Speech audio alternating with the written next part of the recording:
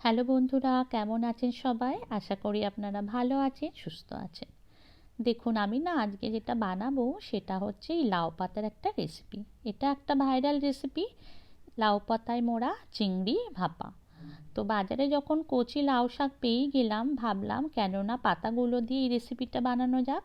আর লাউ ডাঁটাটা দিয়ে তো আমি অন্য কিছু করেই ফেলবো। যাই হোক, লাউ পাতাগুলো কচি কচি দেখে নিয়ে আমি ধুয়ে এটাকে রেডি করে রাখলাম। এরপর আমি একটা বাটিতে নিয়ে নিলাম 1 চামচ পরিমাণ সাদা সর্ষে, 1 চামচ পরিমাণ পোস্ত, আর এই চামচেরই 1 চামচ আমি নিয়ে নেব কালো সর্ষে। সাদা সর্ষে, পোস্ত আর কালো সর্ষে সঙ্গে কাঁচা লঙ্কা বেটে আমার এই পেস্টটা রেডি হবে। তো সমস্তটা একটু আমি জলে ভিজিয়ে রেখে দিলাম। এরপর আমি চিংড়ি মাছটাকে নুন আর হলুদ দিয়ে কিছুক্ষণ ম্যারিনেট করে রেখে দেবো। এখানে আমার 250 গ্রাম মতন চিংড়ি আছে, যেটাকে আমি নুন হলুদ মাখিয়ে আলাদা করে রেখে দিচ্ছি। এরপর আমি শিল বাটাতে পোস্ত সর্ষে বেটে নেব। একটু নুন দিয়ে বাটবো যাতে সর্ষের যে তিতকুটে ভাবটা থাকে সেটা চলে যায়। খুব মিহি করে বেটে নেব। আর এই শিলে বাটাটাই আমার বেশি পছন্দ। আমার মিক্সার গ্রাইন্ডারে যেন মনে হয় আমার ঠিক করে বাটা হলো না।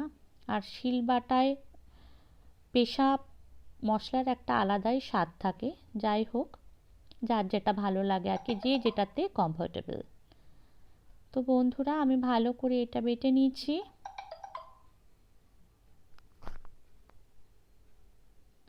হয়ে গেছে বাটা। এরপর আমি চিংড়ি মাছের সাথে সর্ষে পোস্ত বাটাটা অ্যাড করে দিচ্ছি।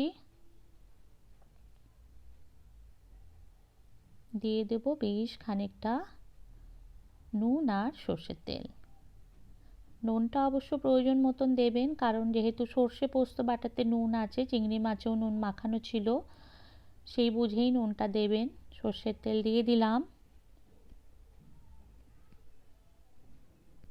এরপর দেব মেন ইনগ্রেডিয়েন্টস নারকোল কোড়া। এই নারকোল কোড়া না দিলে কিন্তু এই রেসিপির স্বাদ একেবারেই আসবে না। এটাতেই স্বাদটা কিন্তু বাড়িয়ে দেবে। বেশ কিছুটা পরিমাণ দিয়ে দিলাম। এরপর একে একে পাতাগুলো নিয়ে আমি এর মধ্যে চিংড়ি মাখাটা রেখে দেবো। তার মধ্যে দিয়ে দিলাম কাঁচা সর্ষের তেল, একটা কাঁচা লঙ্কা। এরপর ঠিক মতনভাবে আমি এটাকে মুড়ে নেব, যাতে এটা কোনোভাবেই ভাপানোর সময় বেরিয়ে না আসে। সাইডগুলো আগে চেপে দিয়ে তারপরে লাস্টে বোটার দিকটা মুড়ে আমি সুতো দিয়ে এটাকে বেঁধে দেব।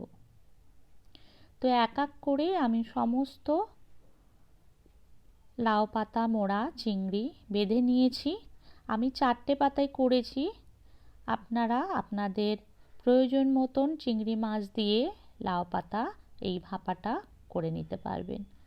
যার বাড়িতে যতজন মেম্বার সেই অনুযায়ী রেসিপিটা রেডি করবেন। অসাধারণ লাগে বন্ধুরা, গরম ভাতে অন্য কিছু আর লাগবেই না। এইটা দিয়েই আপনার সব খাওয়া হয়ে যাবে। তো আমি গরম জলে আমার স্টিমারে বসিয়ে দিয়েছি, দিয়ে দিচ্ছি একটু তেল ব্রাশ করে। একে একে রেখে দেবো। এবার বন্ধুরা, রেসিপিটা ভালো লাগলে অবশ্যই লাইক কমেন্ট শেয়ার করবেন আর চ্যানেলটা সাবস্ক্রাইব করে আমার পাশে থাকার অনুরোধ রইল।